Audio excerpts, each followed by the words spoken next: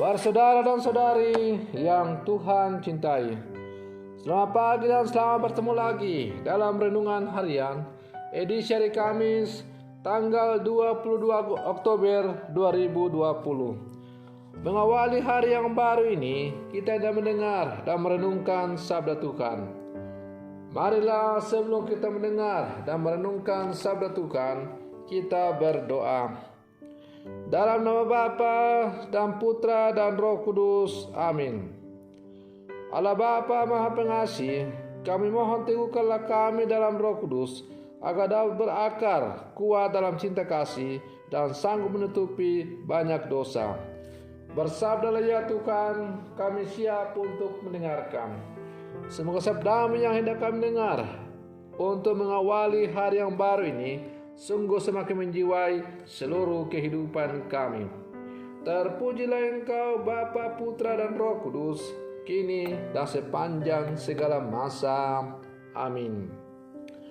Para saudara dan saudari yang Tuhan cintai, sabda Tuhan yang hendak kita dengar dan kita renungkan bersama untuk mengawali hari yang baru ini diambil dari Injil Lukas pasal 12 ayat 49 sampai 53. Tuhan sertamu. Inilah Injil Tuhan kita Yesus Kristus menurut Santo Lukas. Pada suatu ketika, Yesus bersabda kepada murid-muridnya, "Aku datang melemparkan api ke bumi, dan betapa kudambakan agar api itu selalu menyala.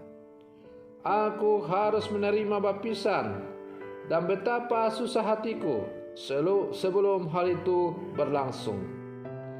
Kalian sangka aku datang membawa damai ke bumi? Bukan damai, melainkan pertentangan. Karena mulai sekarang akan ada pertentangan antara 5 orang dalam satu rumah, 3 lawan 2 dan 2 melawan 3. Mereka akan saling bertentangan, bapa melawan putranya dan putra melawan bapaknya, ibu melawan putrinya dan putri melawan ibunya, ibu mertua melawan menantu dan menantu melawan ibu mertua." Demikianlah Injil Tuhan. Para saudara dan saudari yang Tuhan cintai, hidup bersama memang ditandai dengan perbedaan. Fakta perbedaan dapat menjadi sumber konflik, tetapi dapat juga menjadi kekayaan yang memperindah hidup bersama. Semua itu tergantung dari wawasan, sikap, dan cara orang menghadapinya. Sungguh pun demikian, banyak orang mendambakan hidup rukun dan damai di tengah perbedaan itu, sebab hidup itu indah adanya.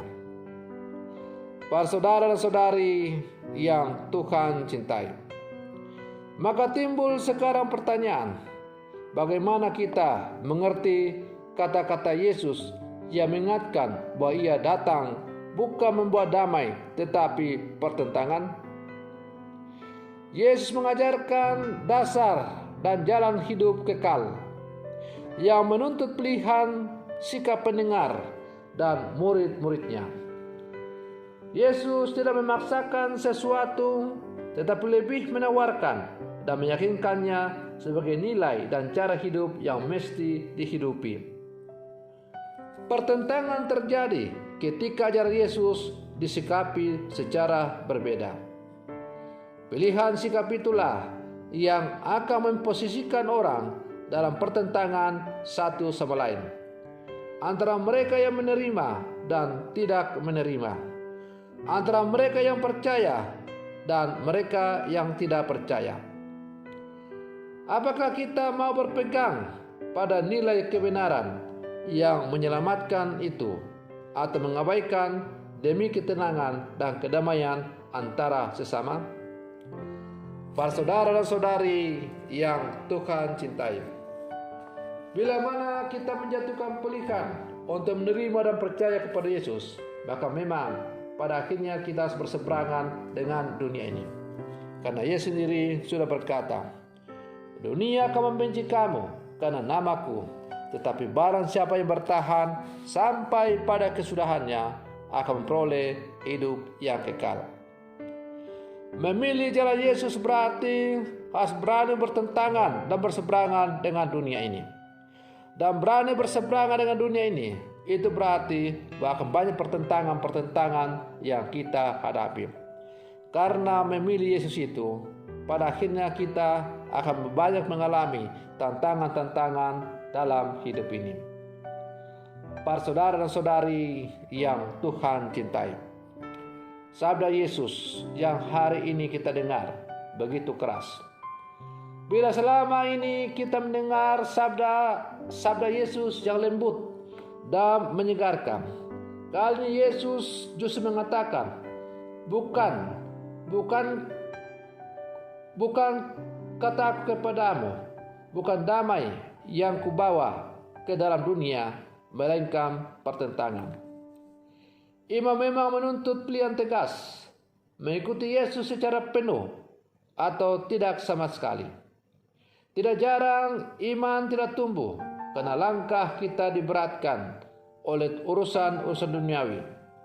Secara tegas Yesus menyatakan bahwa seandainya pun keluarga menentang atau memberatkan, orang beriman harus teguh memilih mengikuti Tuhan. Para saudara dan saudari yang Tuhan cintai, mengikuti Yesus tidak berarti menyingkirkan keluarga. Justru mengikuti Yesus merupakan jalan untuk menyempurnakan keluarga. Karena semakin kita mengikuti Kristus, semakin kita dipenuhi kasih-Nya. Namun tidak jarang terjadi konflik normatif antara kasih dan tradisi atau kebiasaan yang berlaku dalam keluarga atau suku. Misalnya, doa-doa yang bersifat magis atau tradisi yang diskriminatif. Kita diminta untuk berani memperjuangkan nilai iman Kristiani dalam situasi tersebut. Bila mana iman Kristiani kita secara khusus iman Katolik bertentangan dengan tradisi-tradisi yang ada dalam suku kita masing-masing, maka kita harus berani untuk menjatuhkan pilihan kepada ajaran iman kita dan meninggalkan apa yang bertentangan dengan ajaran iman kita, meskipun itu sebuah tradisi yang dijunjung tinggi dalam suku kita, dalam keluarga, atau dalam masyarakat. Para saudara dan saudari yang Tuhan cintai, sebagai murid-murid Yesus yang hidup di zaman sekarang, kita dituntut untuk berani menjatuhkan pilihan tegas dalam hidup kita. Mengatakan ya kepada Tuhan atau tidak, mengatakan ya kepada dunia atau menolak dia, karena pilihan kita ada pada Yesus. Tidak ada pilihan abu-abu bagi seorang Katolik. Dia harus menyatukan pilihan tegas, ya atau tidak. Kata Yesus bilang, kalau ya hendaklah kau katakan ya, kalau tidak hendaklah engkau katakan tidak. Apa yang lebih daripada itu berasal dari si jahat. Para saudara dan saudari yang Tuhan cintai, semoga permenungan saya untuk mengawali hari yang baru ini semakin menjadikan kita menjadi orang-orang yang berani menjatuhkan pilihan kepada Yesus. Semoga demikian. Selamat pagi. Tuhan Yesus memberkati.